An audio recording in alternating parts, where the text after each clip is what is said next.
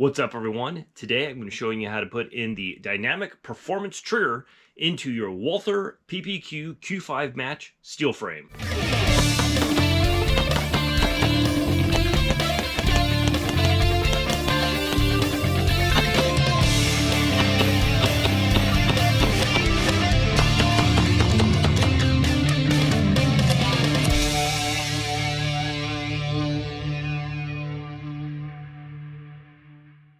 Alright everyone, thanks for stopping by.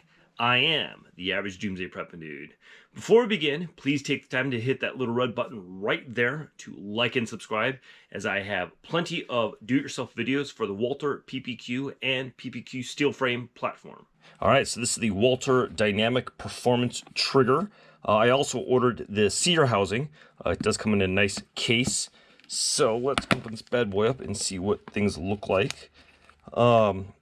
This by itself, the trigger with the trigger bar, I think was around $140. It was actually kind of expensive, but it is nice and flat, and it is easier to get to the trigger safety, which I hate on the stock PPQ steel frame. And then the sear was extra. This was $80. I have no idea what this does, but the lady at the Walther sales rep, or the at Earl's Repair Shop, the sales rep who I spoke to, says that this helps reduce the reset. So I figured I'd get both together. It does come with this part here, which I don't know what the heck this is. It does come with an instruction manual on how to take everything apart and put everything back together. So you guys don't really need me to show you how to do this, right? No, I'm just messing with you guys. I'm going to show you guys how to do this. All right, so one of the things I want to point out is that because there is a manual included on how to do this, and I'm just showing you what the manual says, the operation is a little bit complicated because of the slide stop, and you may end up breaking something. So if that happens, don't blame me. That's on you. Blame the manual. Do this at your own risk, and I'm just showing you as a helpful way on how to do this stuff. Alright, so since I don't know what the hell I'm doing, and I've never done this before, I'm just reading the manual and showing you how to do this based off the manual. And they are saying to remove the sear housing first, and that's what I was actually going to do last. So that's basically knocking out that pin there. So let's go ahead and do that. I'm going to take my 3/32 inch punch here and just knock this sucker out. Hopefully.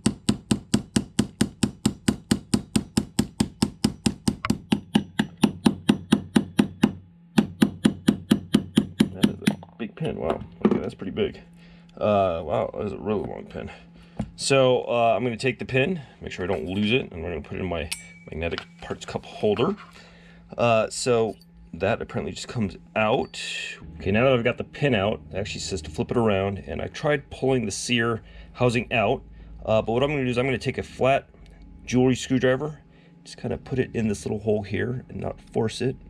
Just kind of lift it up like that. Very easily comes out. Okay, that is good. So this should just come out now. I think I need to take the spring off. So let's try and do that. Yeah. Let's take the spring off of that and try this again. And yep, just comes out. Okay, so whoa, that's what this piece was that I was looking for, what this is. Okay, so that was somehow in there. Okay, so let's put these in my magnetic parts cup holder as well, because I'm going to be replacing that with what is in the box. So now I have the sear assembly out. So now let's go to the next step of the manual and do the slide release. The slide release actually says to put in a magazine, empty magazine, into the frame. So what I'm going to do is make sure that it's obviously not loaded. I'm going to stick that bad boy in there, and that actually is what raises that up. Okay, with the slide lock in the up position, you want to make sure that you have the left side lever in the middle of the tape, because you're going to hammer it down through, because this lever here actually has a rod that goes through, and it's going to actually push through. So you don't want to have that resting on anything, otherwise you will break your slide lock. So I have that there, take my punch, just start hammering it through, and that just comes out just like that. Oh, that was easier with the magazine in there. That's a nifty little trick there. Okay, now I'm going to take off the right side safety lever. I should just be able to lift that up and it comes out like, wiggle and jiggle that out. Like so. Put that in my magnetic parts cup holder. There is a spring there that you do not want to lose, so let's take that out as well. Put that there. Eject the magazine. Now what I want to do is I want to knock out that pin there, and I can actually use my tape or I can use my bench block. I'm just going to keep using my tape. Knock this sucker out.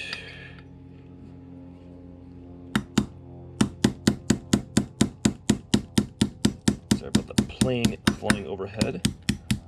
Okay, the pin has come out now, and make sure I don't get these two confused. Okay, so the longer pin of the two is for the trigger mechanism. Okay, so note that. Once you have that out, you need to take out your slide lock or your slide takedown lever, which just will rotate and come out like so. And now the whole locking block should come out, and then the whole trigger is now out. Okay, I've taken out the new dynamic trigger, and I'm going to be putting this in first. Hopefully this should just drop in fairly easily because there's nothing else in there. And what I'm going to need to do next, put in the locking block. Just going to do everything in reverse order. I don't think I need to use the manual anymore because I should be able to take it from here. Put the takedown lever back in place, and then the longer one, which we said of these two pins, longer one goes in here, and I'm no longer going to be using the tape for now because I want to be able to hammer the roll pin in place. So I should actually be using one with the nub, which I have right here off camera. I have my whole Tecton set. Take the same size and just kind of get that in there so I don't slip and scratch my expensive Walther PPQ. Just kind of get this in there. Nice and flush. Awesome. Okay. Now, what was next? Oh, the slide takedown lever. So you put the spring in, which goes like this. Put the spring in there. Put the right side in again. You kind of just has a little hook there. You need to kind of get on an angle. It'll be like that. Okay, so once you have your right side slide lock on there, on the frame, keep it in place with your index finger. You have the spring in place there. You're going to want to try and find the hole for your trigger. And you're going to take your right side or your left side slide lock, and you're going to put the bar area into the trigger housing or the trigger itself. That's what retains it in place. You kind of wiggle that around until you get it in. And you can actually see there that it's now in. Now this is where it gets tricky. When you put this in, you actually want this spring on top of the slide lock. You do not want it underneath it. So you're going to want to, actually just did it. It's underneath there now because that's actually what keeps it pushed down. And while you have it in place like so, you should be able to see it. You should just be able to tap it in gently with your rubber side, not your metal side, because you want to make sure you want to be able to support this on your bench block as well. So with it supported, just kind of hammer it in place, and it will go in. And I can see when I put my magazine in that it is pushing down on it, which is what you want.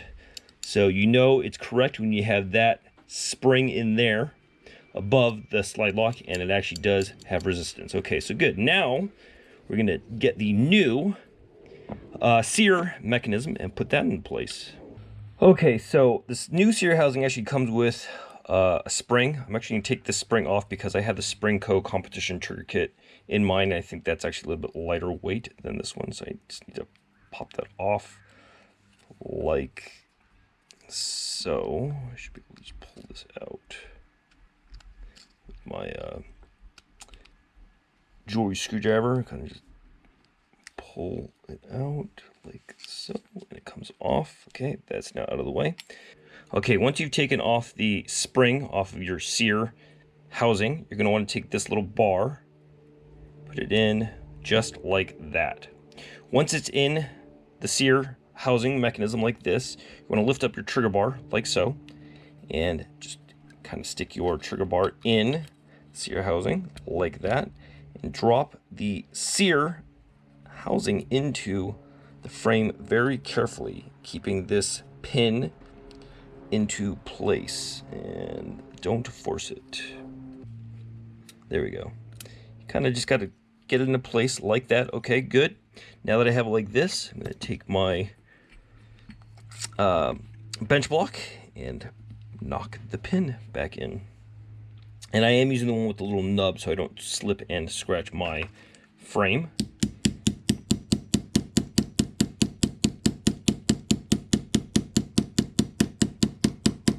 Okay, awesome. Once I have that in place, I take my Springco competition spring, which I know is the black one, and it hooks on like so here. Actually, it's easier if I do it on the trigger bar first. Hook it on the back part of that, like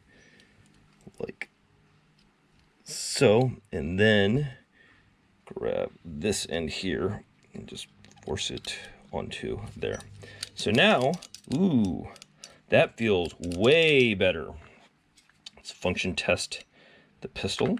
Okay, so once you have everything put together, you want to check all functionality. First, you want to put in an empty magazine into your Walther PPQ and make sure that the slide stop does stay open, that you put the spring in correctly. Then I'm going to eject the magazine because I'm going to be cycling the slide a lot. So let's check out the reset on this. There is 0 over travel on this, and look at that reset right there. This is amazing. This is totally worth the $200, $200+ for the Walther PPQ steel frame to make this an even more amazing pistol. I can tell you right now before I shoot it, this thing is gonna rock. All right, so one of the things I really like about this trigger is you can see how obviously flat it is, but it's basically very perpendicular to the slide. I mean, it is as flat as it gets, and the break is short, crisp, with 0 over travel.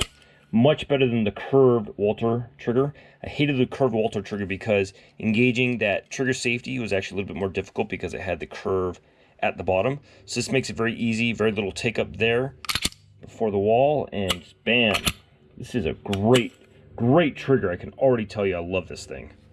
All right, so that's how you put in the Dynamic Performance Trigger into your Walther PPQ Q5 Match steel frame. If you haven't already, please take the time to hit that little red button below right there to like and subscribe, as I have plenty of other do-it-yourself content for the Walther PPQ Q5 Match steel frame platform, as well as the PPQ platform. I also have other content for other pistol platforms like the CZ Shadow 2, Beretta 92, and CZ Tactical Sports. So you'll find a bunch of videos on my page for that. All right, everyone, until next time, I will see you all then.